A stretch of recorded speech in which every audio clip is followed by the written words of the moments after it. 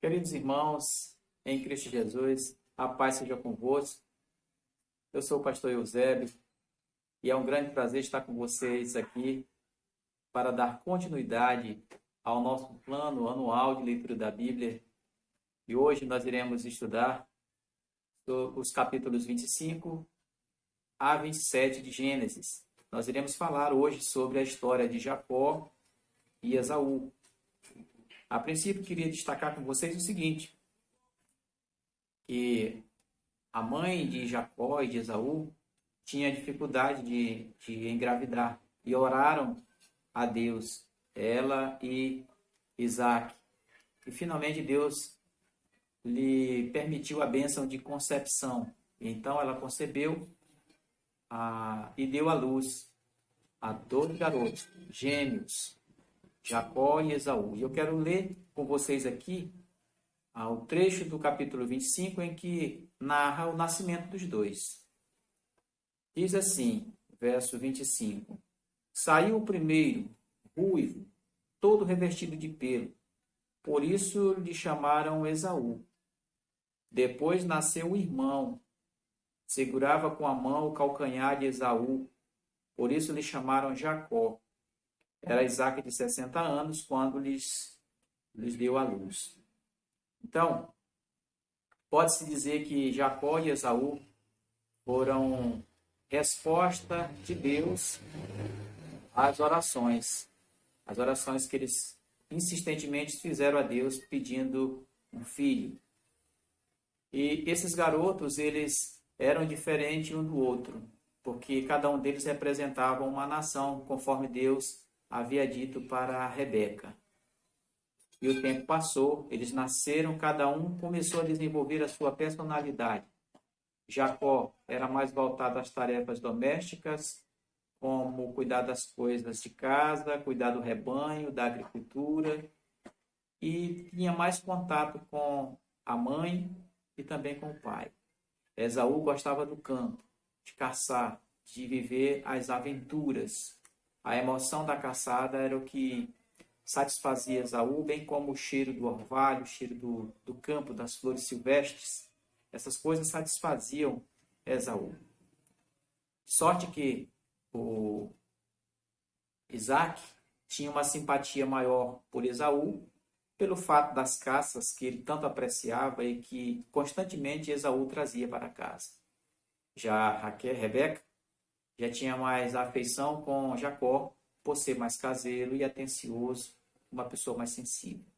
O tempo se passou. Em um dia das caçadas de Esaú, ele chega em casa no final do dia, cansado e faminto, e Jacó acabara de preparar um guisado saboroso. E então Esaú pede um pouco dessa comida para o seu irmão. E então ele disse: não, só concedo a você se você me passar o direito de primogenitura. E Esaú concorda, consente com essa proposta. Mas então ele disse: não, mas você precisa jurar. E então Esaú jurou, passou o direito de primogenitura sob juramento para o irmão. E então ele recebeu aquela lentilha saborosa, né, que o irmão havia preparado. O problema é que Deus diz que assim Esaú desprezou o seu direito de primogenitura.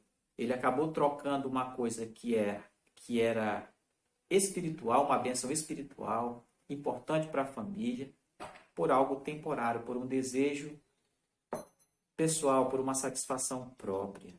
Isso você encontra em Gênesis 25, versos 33 e 34. Com o passar do tempo, quando Esaú completa 40 anos de idade, ele toma duas mulheres para se casar. Essas mulheres, diz a Bíblia que elas eram filhas de Beeri, Eteu, né? E essas mulheres, elas eram cananeias, e elas eram adoradoras de deuses falsos. E isso veio trazer a amargura de alma, amargura de espírito, tanto para Isaac quanto para Rebeca. E aqui a gente aprende o seguinte, que é muito importante tomarmos cuidado com as nossas escolhas matrimoniais, porque Esaú cometeu esse erro, não foi prudente, não respeitou a tradição da família e acabou contraindo um enlace matrimonial que acabou trazendo sofrimento para toda a família.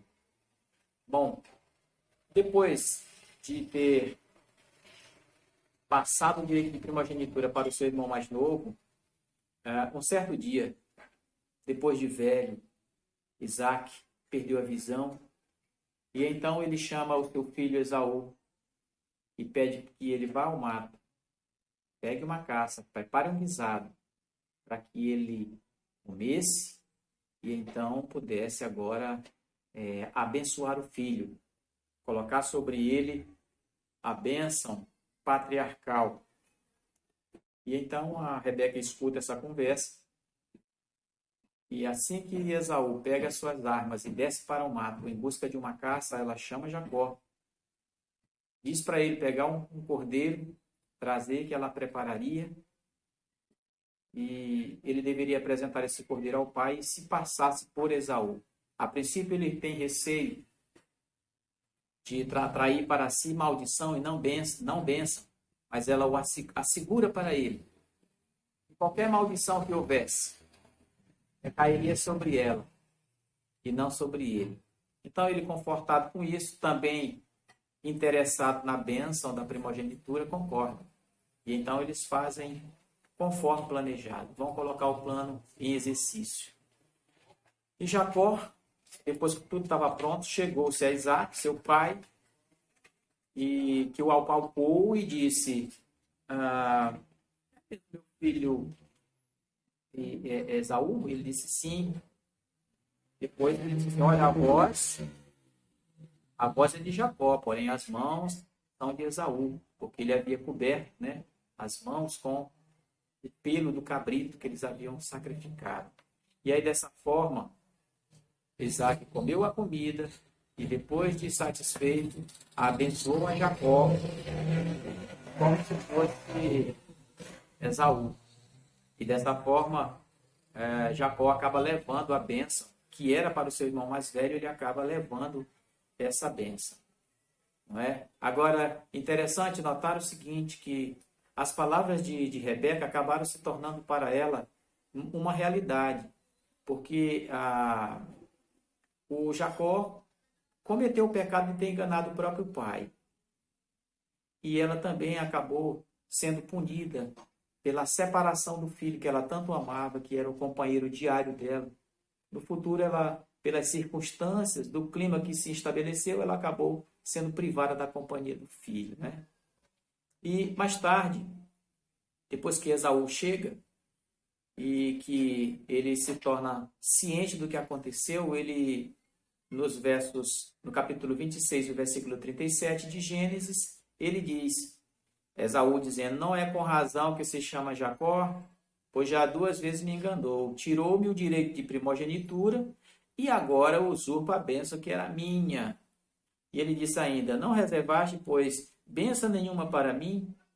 Repare, tarde demais.